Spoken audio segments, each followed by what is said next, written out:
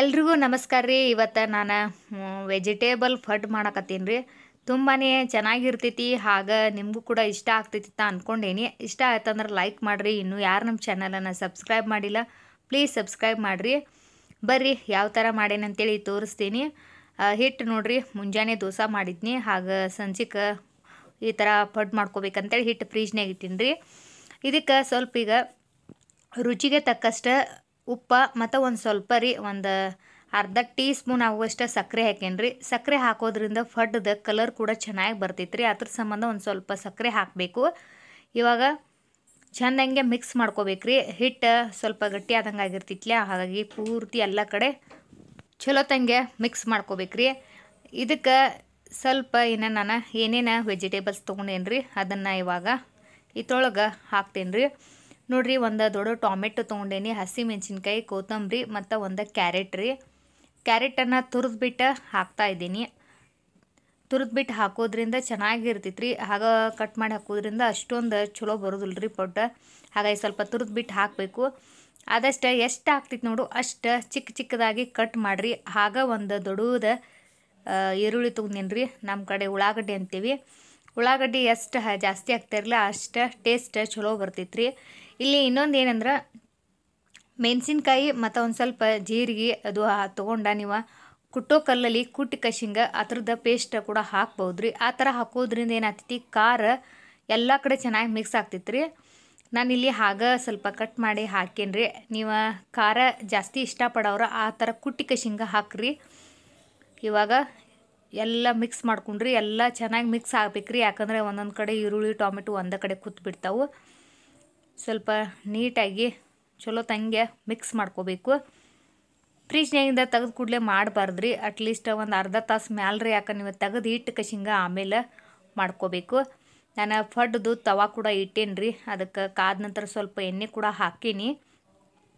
ಇವಾಗ ಏನು ಕಲಸಿಟ್ಕೊಂಡೇನ್ರಲ್ಲ ಹಿಟ್ರಿ, ಅದನ್ನು ಇವಾಗ ಹಾಕ್ತಾಯಿದ್ದೀನಿ. ಇಲ್ಲಿ ನಾವು ಭಾಳ ದೊಡ್ಡ ಹಾಕೋದಿಲ್ಲ ರೀ, ಸ್ವಲ್ಪ ಚಿಕ್ಕದಾಗೇ ಇರಲಿ. ಯಾಕಂತಂದ್ರೆ ಒಳಗಡೆ ಹಿಟ್ಟು ಚೆನ್ನಾಗಿ ಬೇಯಂಗಿಲ್ಲ ರೀ. ನೀವು ಭಾಳ ದೊಡ್ಡ ಹಾಕಿರಂದ್ರೆ ಒಳಗಡೆ ಅದು ಹಸಿ ಅದು ಎಲ್ಲ ಹಂಗೆ ಇರ್ತೈತಿ. ಆದಷ್ಟು ಒಂದು ಸ್ವಲ್ಪ ಸಣ್ಣನ ಹಾಕ್ರಿ. ಇವಾಗ ಮೇಲ್ಗಡೆ ಸ್ವಲ್ಪ ಎಣ್ಣೆ ಹಾಕ್ತಾಯಿದ್ದೀನಿ. ಎಣ್ಣೆ ಹಾಕಿ ಒಂದು ಸ್ವಲ್ಪ ಪ್ಲೇಟ್ ಏನೈತಿರಲ್ಲ ಮೇಲಿಂದ ಅದನ್ನ ಮುಚ್ಚುನು ರೀ.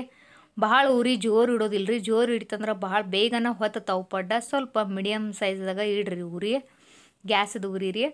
ಇವಾಗ ಇದನ್ನು ಹೊಳಿಸಿ ಹಾಕೋಬೇಕ್ರಿ. ಸೆಂಟ್ರದಾಗೂ ಮೊದಲು ಯಾವಾಗಲೂ ನಾವು ಹೊಳಿಸಿ ಹಾಕೋಬೇಕು. ಮತ್ತು ಹಿಟ್ಟು ಹಾಕೊಂಬಂದು ಕೂಡ ನೀವು ಏನು ಮಧ್ಯದಲ್ಲಿ ಇರ್ತೈತಿ ಅದನ್ನು ಲಘು ಹಾಕೋದಿಲ್ಲ, ಲಾಸ್ಟಿಗೆ ಹಾಕೋದ್ರಿ.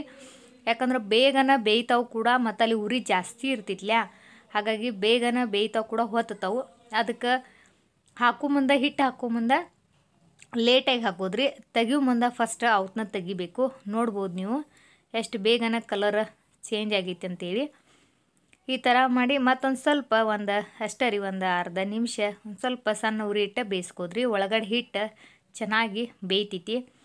ಇವಾಗ ನೋಡ್ರಿ ಎಲ್ಲ ರೆಡಿ ಆಯ್ತಿದ. ಸ್ವಲ್ಪ ಎಲ್ಲ ಈಗ ತೆಗೆದು ಇಟ್ಕೋತಾ ಇದ್ದೀನಿ. ನಾನಿಲ್ಲಿ ಮತ್ತೊಂದು ಸಲ ನಿಮ್ಗೆ ಹಾಕಿ ತೋರ್ಸಕತ್ತೀನಿ. ಸೇಮ ಪ್ರೊಸೆಸ್ ರೀ, ನಾ ಏನು ಮಾಡೀನಿರಲ್ಲ ಹಾಗೆ ರೀ. ಇಲ್ಲಿ ಇದಕ್ಕೆ ನೀವೇನು ಚಟ್ನಿ ಅದು ಭೀ ಏನು ಬೇಕತ್ತ ಏನಿಲ್ಲ ರೀ. ಹಾಗೆ ಕೂಡ ನೀವು ಸಂಜೆ ಹೊತ್ತು ಚಾ ಜೋಡಿ ತಿನ್ಬೋದು.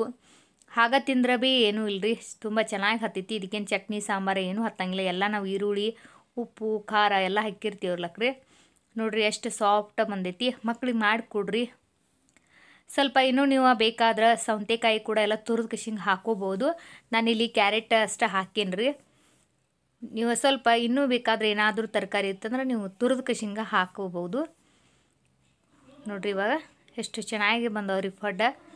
ಟ್ರೈ ಮಾಡಿರಿ, ತುಂಬಾ ಚೆನ್ನಾಗಿರ್ತೈತಿ. ಮಕ್ಕಳಿಗೂ ಇಷ್ಟ ಆಗ್ತೈತಿ. ಸಂಜೆ ಹೊತ್ತು ಸ್ಕೂಲಿಂದ ಬಂದ ಕೂಡಲೇ ಈ ಥರ ಮಾಡಿಕೊಟ್ರಂದ್ರೆ ತುಂಬ ಇಷ್ಟಪಟ್ಟು ತಿಂತಾರು. ಸ್ವಲ್ಪ ನೀವು ಬೇಯಲಿಲ್ಲ ಅಂದ್ರೆ ಒಂದು ಸ್ವಲ್ಪ ಸ್ಪೂನ್ಲೇ ಒತ್ತಬೇಕ್ರಿ.